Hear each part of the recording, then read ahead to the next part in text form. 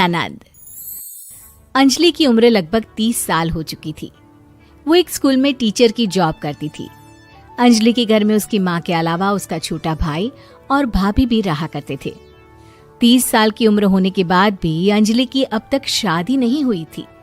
इस बात को लेकर अंजलि की माँ रुक्मिणी देवी काफी परेशान रहा करती थी।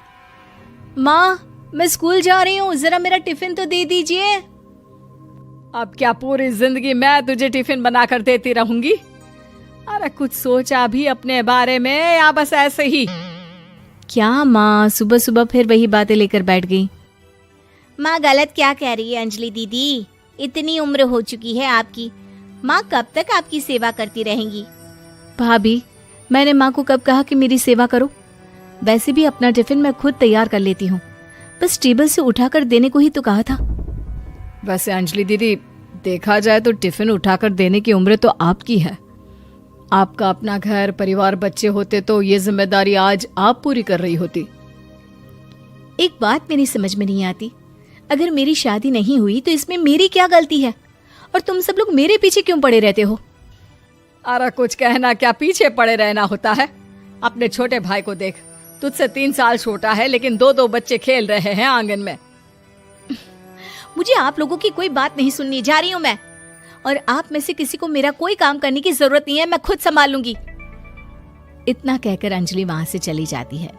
शाम को जब अंजलि अपने स्कूल से लौटकर घर वापस आती है तो उसने देखा कि पड़ोस वाली निर्मला चाची वहां पर बैठी हुई थी। क्या बात है अंजलि बिटिया, नौकरी करके वापस आ गई? जी चाची जी, कैसी हैं आप? मैं तो ठीक हूँ बेटा, तुम बताओ शादी के बारे में कुछ सोचा या नहीं? अरे रहने दीजिए ना, इससे तो शादी की बात करना ही बेकार है। कुछ भी कहो तो गुस्सा करती है, बात बात पर आंखें दिखाती है। माँ, आप ऐसा क्यों कह रही है? मैंने कब आप पर गुस्सा किया? अरे अंजलि बेटा, तुम्हारी माँ ठीक ही तो कहती है। 30 की होने आई हो, अब तुम्हें भी शादी वादी कर लेनी चाहिए। चाची जी, आप तो ऐसे कह रही हैं जैसे शादी करने से मैंने मना किया हो।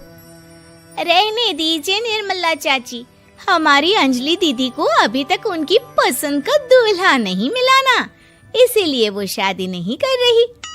भाभी, ऐसी कोई बात नहीं है।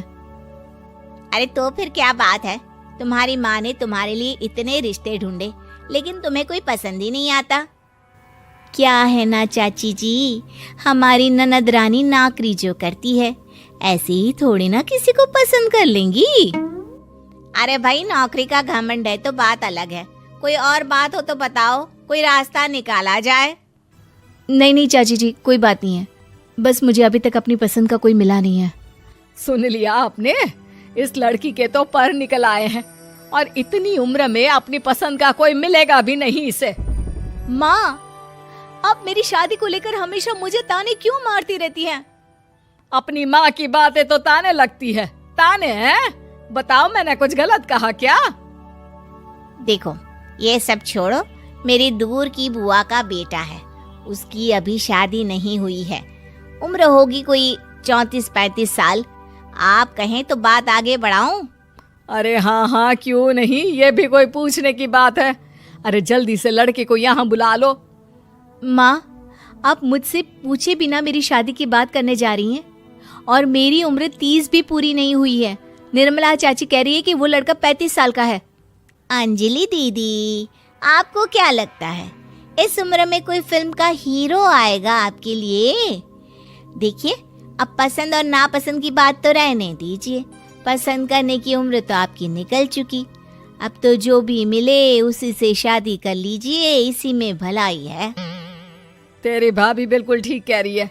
अब जैसा रिश्ता मिले उसके लिए हाँ कर देना, ताकि हम भी गंगा नहाए। ठीक है, चलिए, मैं उस लड़के को कहती हूँ, वो कल ही अंजलि को देखने आ जाएगा। अगले दिन निर्मला चाची के दूर का रिश्तेदार अंजलि को देखने उसके घर आता है। उसका नाम था अजय। अंजलि जी, तो आप नौकरी करती हैं, वो भी स्कूल में? जी हाँ, मैं स्कूल में टीचर हूँ। हमारी बेटी बहुत होशियार है।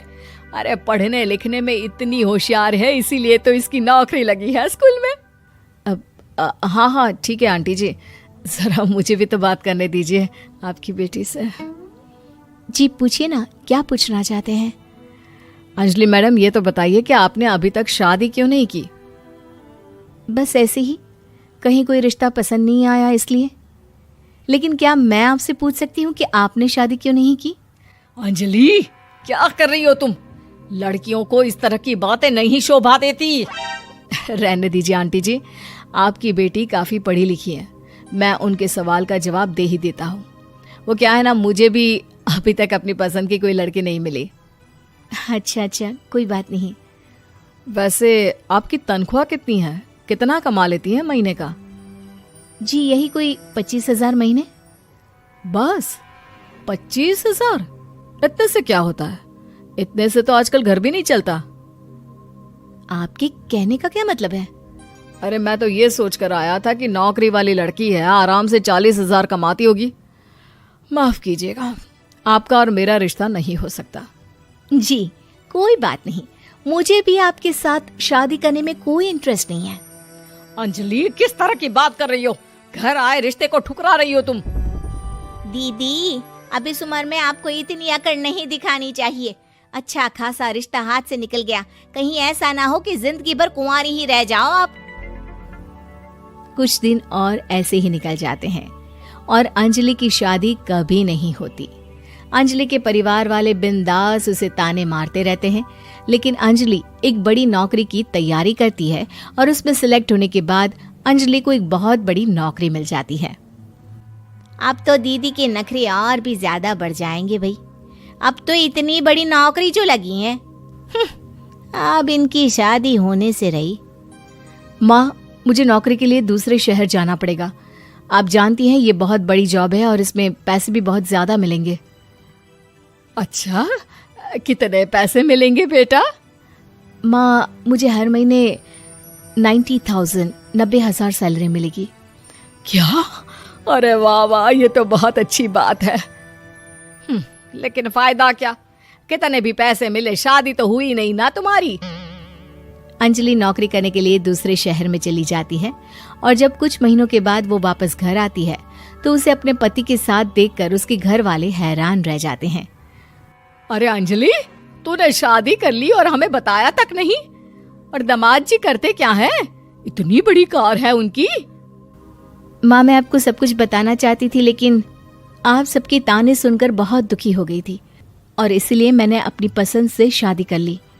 मेरे पति मेरे साथ ही ऑफिस में नौकरी करते हैं और बहुत बड़े अफसर हैं।